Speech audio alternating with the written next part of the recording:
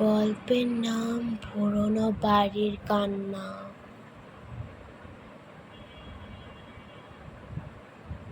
গ্রামের এক কোণে দাঁড়িয়ে আছে শত বছরের পুরনো এক দোতলা বাড়ি।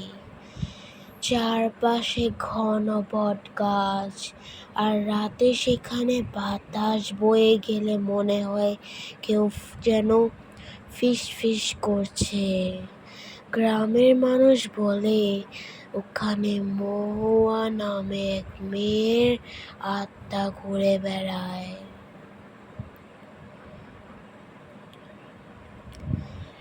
এক রাতে শহর থেকে রিয়াদ নামে এক যুবক আসে পুরনো বাড়িটি কিনে সংসার করবে বলে। গ্রামের সবাই তাকে সাবধান করলেও সে হেসে বলে, ভূত বলে কিছু নেই।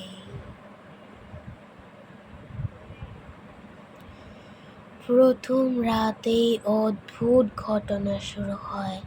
জানালা নিজে থেকে খুলে যায়, ছাদের দিক থেকে কারো হাঁটা চলার শব্দ আসে।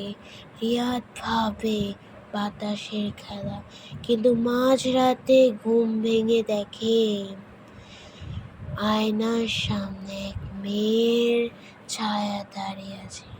সাদা পোশাক, লম্বা চুল, মুখটা দেখা যায় না। সে মৃদু স্বরে বলে, আমার কক্ষ কেউ দখল করতে পারে না।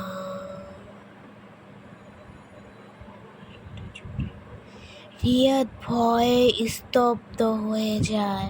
পরদিন সকালে সে পুরো বাড়ি খুঁজে দেখে, একটি ঘরের দরজা ভিতর থেকে বন্ধ।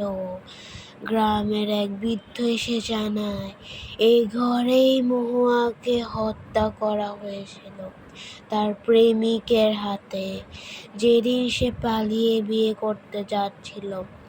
সেই রাতের পর থেকে কেউ ওই ঘরে যায়নি।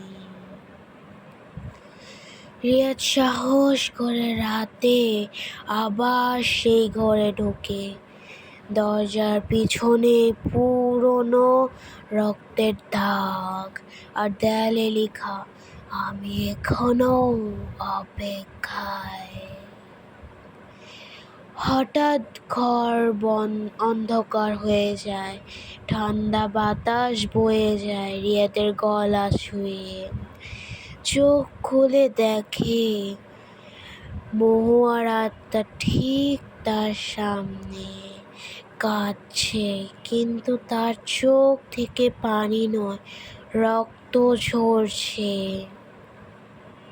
সে শুধু বলে, আমি একা নই, তুমি এখন আমার সঙ্গে থাকবে। পরদিন সকালে গ্রামের লোকেরা দেখে বাড়ির দরজা খোলা, কিন্তু রিয়াদ নেই। আয়নায় তার মুখের ছায়া দেখা যায়, চিরদিনের মতো বন্দী হয়ে গিয়েছে সে মহুয়ার অভিশপ্ত বাড়িতে।